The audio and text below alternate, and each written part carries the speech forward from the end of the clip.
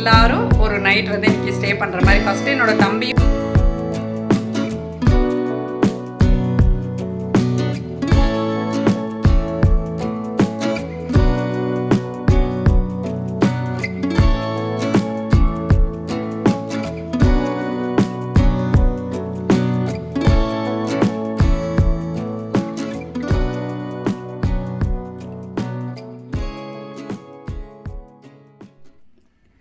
Hi friends, எல்லோரும் எப்படி இருக்கீங்க? ஃபங்க்ஷன் சீரீஸ் மாதிரி நம்ம சேனலில் வந்து போயிட்டுருக்கு. கொஞ்ச நாள் தான் இருக்குது, இன்னும் 2 நாள் தான் இருக்குது. பட் நமக்கு வந்து நிறைய வீடியோஸ் இருக்குது. ப்ரிப்ரேஷன், சுமங்கலி பிரார்த்தனை, நிறைய வீடியோஸ் வந்து வரப்போகுது. எல்லாமே வந்து லைனாக பாருங்கள்.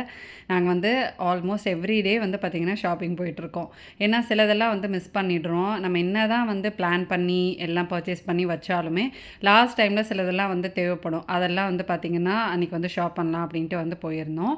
சுமங்கலி பிரார்த்தனைக்கு வந்து பார்த்திங்கன்னா வீட்டு பொண்ணு நாங்கள் தனியாக சுவாமிக்கு வந்து ஒரு தாம்பூலம் செட்டு வந்து வைப்போம்.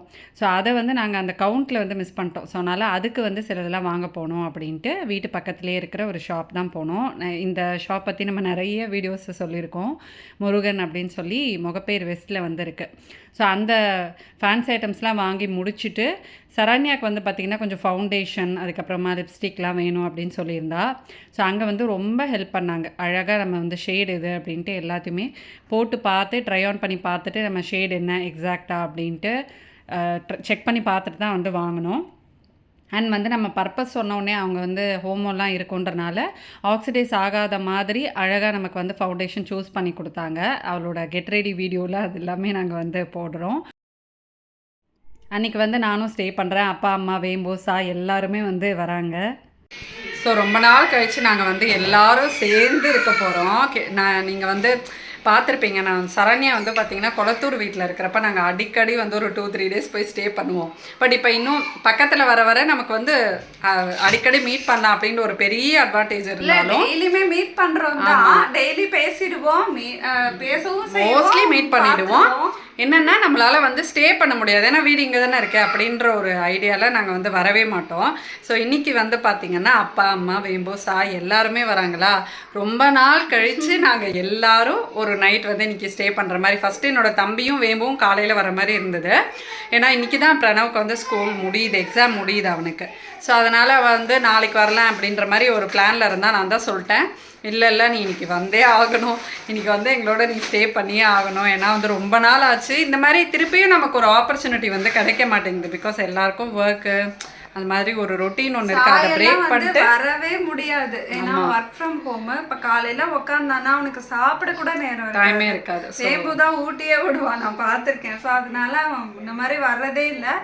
ஒரு நாள் கிடச்சா கூட வான்னு நான் வந்து கிட்டத்தட்ட ஒரு 4-6 மாதமாக கூப்பிட்டுட்டு இருக்கேன். ஸோ அதனால் இன்றைக்கி வந்து எல்லாருமே வராங்க. என்ன டின்னர் வந்து நாங்கள் வந்து காட்டுறோம்.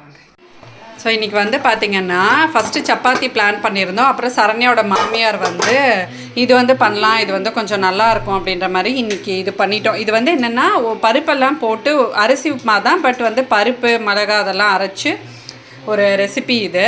ஸோ இது வந்து என்னென்னா, இந்த உப்புமா பார்த்தீங்க அப்படின்னா எப்படி பண்ணுறதுன்னா நார்மலாக பண்ணுற அரிசி உப்புமா தான். இதுதான் இன்றைக்கி வந்து டின்னருக்கு. ஃபஸ்ட்டு சப்பாத்தி தக்காளி தொக்கு பிளான் இருந்தது. அப்புறம் சரண்யாவோட மாமியார் வந்து இது பண்ணிட்டாங்க. இது டிஃப்ரெண்ட்டாக ரெசிபி வந்து நான் உங்களுக்கு தனியாக ஷேர் பண்ணுறேன். இது வந்து நார்மலாக இப்போ வந்து பச்சரிசி, புழுங்கரிசி எதில் வேணால் நீங்கள் பண்ணலாம். அதை களைஞ்சி ஆற போட்டுட்டு கொஞ்சம் காஞ்சதுக்கப்புறமா மிக்சியில் அரைச்சி வச்சுக்கணும். ஸோ இது வந்து உளுத்தம்பருப்பு, கடலைப்பருப்பு, அப்புறம் வந்து தோரம் பருப்பு எல்லாம் கொஞ்சம் கொஞ்சம் எல்லா பருப்புமே கால் டம்ளர் போட்டு ஊற போட்டுட்டு வரமிளகா நான் வந்து 9 மிளகா போட்டேன். கரெக்டாக இருக்காப்பா? நல்லா இருக்கு. 11 மிளகா போட்டேன். இது வந்து 3.5 கப்பு அரிசி கப்பு. இந்த கப்பில் 200 கிராமுக்கு நான் சொல்கிறேன், அதுக்கான அளவு. ஸோ இது நார்மலாக அப்படியே தாளித்து பண்ணுறது. ஏன்னா இதில் வந்து நிறைய பருப்புலாம் சேர்ந்ததுனால நல்ல ஒரு ப்ரோட்டீன் ரிச்சாக இருக்கும். காலையில் நீங்கள் வந்து பிரேக்ஃபாஸ்ட்டுக்கு எடுத்துக்கலாம். இல்லாட்டி சில பேர் பிரேக்ஃபாஸ்ட் ரொம்ப இது விருப்பப்பட மாட்டாங்க, கொஞ்சம் ஹெவியாக இருக்கும். ஸோ நைட்டு வந்து சாப்பிட்டு டின்னருக்கு தான் இது எப்பயுமே பண்ணுறது. இது வந்து அந்த பார்க்கும்போது ஒரு மாதிரி அப்பிடைசிங்காக இருக்குங்க. எங்கள் மாமியார் நல்லா உதிரியாக தான் ரொம்ப டேஸ்ட்டாக இருக்கும். அதாவது எப்பயுமே நானே சமைச்சு சாப்பிட்டுட்டு இருக்கேன்னா இன்னைக்கு நான் நல்லா சாப்பிட்டேன். எங்கள் மாமியார் தான் சமையல். யாராவது இந்த மாதிரி பண்ணி கொடுத்தா அது மாதிரி தான் லாவண்யா வீட்டுக்கு போனாலும் கொஞ்சம் கூடவே சாப்பிடுவேன். இன்னைக்கு இதுக்கு வந்து கத்திரிக்காய் கொஸ்து பண்ணலாம் அப்படின்னு ஒரு பிளான். கத்திரிக்காய் வந்து அவங்க மாமியார் வாங்க போயிருக்காங்க. அது வந்தோடனே அந்த கொஸ்து வந்து ஷேர் பண்ணுறோம். அதுக்கு வந்து நான் இப்போ புளி ஊற போட போகிறேன். அதாவது இந்த கத்திரிக்காய் கொஸ்து எப்படின்னா புளி இல்லாமல் பருப்பு வேணும். புளி ஊற போட போகிறேன், புளி இல்லாமல் பண்ண போகிறேன். புளி கண்டிப்பாக வேணும், புளி தண்ணி ஊற்றணும். இதுக்கு வந்து பாசி பருப்பு சேர்ப்பாங்க, சில பேர் துவரம் பருப்பு சேர்ப்பாங்க, வெங்காயம் சேர்த்துக்கலாம். நான் இன்னைக்கு வந்து வெங்காயம் சேர்க்கலை, ஏன்னா நாளைக்கு சுமங்கலி பிரார்த்தனை, அதனால வெங்காயம் போடலை. 1 வீக்காகவே வெங்காயம்லாம் சேர்த்து பண்ணல, அதனால இன்னைக்கு போடலை. இதுக்கு வந்து ஒரு தனி பொடி இருக்குது, அது நான் வறுக்கும் போது சொல்கிறேன். ரொம்ப நாள் கழிச்சு இன்றைக்கி நானும் சரண்யும் வந்து பார்த்திங்கன்னா ஸ்டே பண்ண போகிறோம் அப்படின்னு நினைக்கும் போதே எங்களுக்கு வந்து ஹாப்பியாக இருந்தது. அந்த வேலையெல்லாம் வந்து ஷேர் பண்ணி பண்ணுறதுக்கு கொஞ்சம் பொறுமையாக அழகாக கிச்சனில் வந்து பேசிகிட்டே வந்து நாங்கள் பண்ணிகிட்டு இருந்தோம். கிட்டத்தட்ட இந்த வீட்டுக்கு நானும் அவளும் பக்கத்தில் வந்து ஸ்டே பண்ணி நான் வந்து ஒரு 3 தடவை தான் இங்கே வந்து ஸ்டே பண்ணியிருப்பேன். 3 தடவையா 2 தடவையான்னு தெரியல. நான் வந்து பார்த்திங்கன்னா ஃபஸ்ட்டு தான் இங்கே வந்து சரண்யா வந்தேன், அதுக்கப்புறமா நான் வந்தேன். ஸோ என்னோடய பழைய வீட்டில் இருக்கிறப்ப கூட நான் இங்கே வந்து ஸ்டே பண்ணேன்னா அது வந்து கொஞ்சம் தூரன்றனால. பட் இப்போ நம்ம பக்கத்தில் வந்த உடனே பார்த்திங்கன்னா அந்த ஸ்டேயிங் டுகெதர் அப்படிங்கிறதே ரொம்ப வந்து கம்மியாயிடுச்சு. நான் சொன்ன மாதிரி நாங்கள் வந்து அன்றைக்கி ரொம்ப எக்ஸைட்டாக இருந்த விஷயம் என்ன அப்படின்னா, நான் சரண்யா அதுக்கப்புறம் சாய் வேம்போ எல்லாருமே வந்து அன்றைக்கி சேர்ந்து ஸ்டே பண்ணலாம் அப்படின்னு பிளான் பண்ணது ரொம்ப ஜாலியாக இருந்தது. ஹலோ, இப்போ வந்து இந்த குட்ஸுக்கு நம்ம ஒரு பொடி ரெடி பண்ண போகிறோம். ஸோ அது நான் உங்களுக்கு எப்படி ரெடி பண்ணுறேன்னு காமிக்கிறேன். இப்படி கட் பண்ணிடுறேன். கொஞ்சம் பொடிக்கு வந்து பார்த்திங்கன்னா ஒரு கடாய் வந்து எடுத்துருக்கோம். அதில் வந்து 2 சின்ன குழிக்கரண்டி அளவுக்கு உளுத்தம்பருப்பு, அதே அளவு கடலைப்பருப்பு, அதே அளவு தனியா, அப்புறம் கொஞ்சமாக வந்து வெந்தயம். ஸோ எல்லாம் போட்டு நம்ம வந்து ட்ரை ரோஸ்ட் வந்து பண்ணிக்கணும். இதுலேயே வந்து கொஞ்சம் மிளகு, அப்புறமா காஞ்ச மிளகா, இது எல்லாமே நீங்கள் வந்து எவ்வளோ பண்ணுறீங்களோ அதுக்கேற்ற அளவுக்கு வந்து நம்ம சேர்த்துடலாம். இந்த பொடி மட்டும்தான். அந்த கொஸ்து வந்து பார்த்திங்கன்னா நானே இங்கே தான் வந்து ஃபர்ஸ்ட் டைம் ரெசிபி வந்து பார்த்தேன். ஏன்னா கொஸ்து வந்து ஒருத்தவங்க ஒரு மெத்தடில் வந்து பண்ணுவாங்க. சில பேர் வந்து பருப்பு வச்சு பண்ணுவாங்க, சில பேர் தேங்காய் போட்டு வந்து பண்ணுவாங்க. பட் நமக்கு வந்து அதெல்லாம் கொஞ்சம் திக்காக இருக்கும். பட் இந்த மாதிரி வந்து நம்ம உப்புமாக்கு வந்து கொஞ்சம் தண்ணியாக இருந்தால் தான் நல்லாயிருக்கும். அண்ட் இந்த மாதிரி தண்ணியாக இருக்கப்போ நம்ம வந்து நிறையா குவான்டிட்டிலையுமே வந்து பண்ணலாம். ஸோ ரொம்ப ஹெவியாக இல்லாத மாதிரி வந்து இருக்கும், ரொம்ப லைட்டாக இருக்கும். நம்ம தோசைக்கு, இட்லிக்கு எல்லாத்துக்குமே இது வந்து செட் ஆகும். சப்பாத்திக்கு வந்து செட் ஆகாது. தோசை, இட்லி, உப்புமா அதுக்கெல்லாம் வந்து இது ரொம்ப பெஸ்ட் காம்பினேஷனாக வந்து இருக்கும். இப்போ இதுக்கு தேவையானது எல்லாத்தையுமே வந்து நாங்கள் ட்ரை ரோஸ்ட் பண்ணி எடுத்து வச்சிட்டோம். அது ஆறினோடனே அந்த பொடி நம்ம வந்து அரைச்சி எடுத்துக்கலாம். அதுதான் இதுக்கான மெயின் பொடி. அப்புறம் அதே கடாயிலேயே வந்து கொஞ்சம் எண்ணெய் விட்டுட்டு நம்ம இப்போ வதக்கிறதுக்கெல்லாம் எல்லாத்தையும் தேவையானதை வந்து சேர்த்துக்கலாம். கொஞ்சம் கடுகு போட்டுட்டு ஃபஸ்ட்டு வந்து பொடியாக இந்த மாதிரி கத்திரிக்காய் வந்து நறுக்கிக்கோங்க. ஸோ இது வந்து நமக்கு பெருசாக நறுக்கணுன்னா நல்லா இருக்காது, பொடியாக இருந்தால் தான் நல்லாயிருக்கும். அதனால் இந்த சைஸில் வந்து நறுக்கிக்கோங்க. ஸோ இதை நாங்கள் ப்ரிப்பேர் பண்ணிகிட்டு இருக்கும்போதே அப்பா அம்மா வந்து வந்துட்டாங்க. ஸோ அவங்க தான் வந்து ஃபஸ்ட்டு வந்தாங்க, வேம்பும் சாயும் பின்னாடி வராங்க அப்படின்னு சொன்னாங்க. ஏன்னா சாய்க்கு வந்து பார்த்திங்கன்னா அன்றைக்கி ஒர்க் இருந்தது, கால்ஸ் எல்லாம் முடிஞ்சு கிளம்புறதுக்கே வந்து ரொம்ப லேட் ஆகிடும். ஸோ அதனால் அப்பாவும் அம்மாவும் வந்து பார்த்திங்கன்னா முடிச்சுட்டு நெக்ஸ்ட் டேவே வந்து கிளம்புறாங்க. வேறு ஒரு வேலை வந்து இருக்குது, அதுக்காக அவங்க வந்து ஊருக்கு போகிறாங்க. பட் வந்து சாயும் வேம்பும் இன்னொரு 2 நாள் வந்து ஸ்டே பண்ணிட்டு தான் வந்து போகிறாங்க. அதனால் வந்து அப்பாவும் அம்மாவும் வண்டியில் வந்து வந்துட்டாங்க. திருப்பி அவங்களுக்கு ரிட்டர்ன் போகிறதுக்கு வந்து ஈஸியாக இருக்கும் அப்படின்றதுனால. ஸோ இங்கே வந்து பார்த்திங்கன்னா ப்ரிப்ரேஷன்ஸ் வந்து நான் அப்படியே கண்டினியூ பண்ணுறேன். தக்காளி வந்து கொஞ்சம் போட்டுக்கோங்க. அன்றைக்கி வந்து வெங்காயம் இல்லாமல் தான் நம்ம வந்து செஞ்சோம். ஏன்னா சுமங்கலி பிரார்த்தனைக்கு முன்னாடி நாளுன்றனால வெங்காயம்லாம் வந்து சேர்க்கக்கூடாது. ஸோ அதனால் வெங்காயம் இல்லாமல் நாங்கள் வந்து செஞ்சோம்.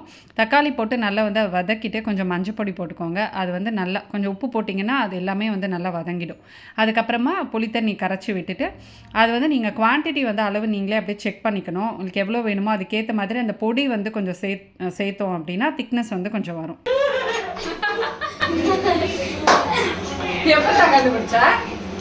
அவனை ஹெல்ப் பண்ணலடா.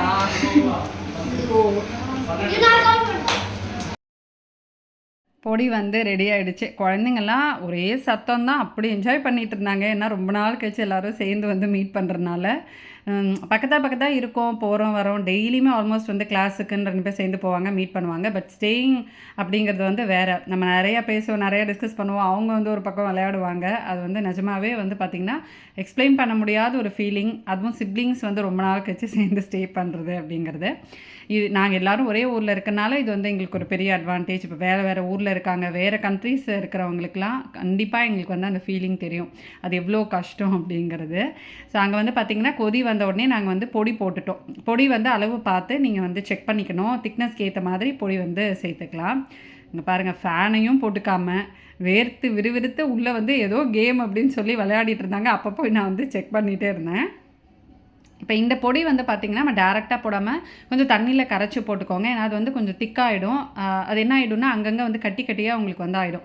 ஸோ அதனால் தண்ணியில் கொஞ்சம் கரைச்சி வந்து சேர்த்துக்கிட்டிங்கன்னா நல்லா வந்து உங்களுக்கு கரைஞ்சிடும்.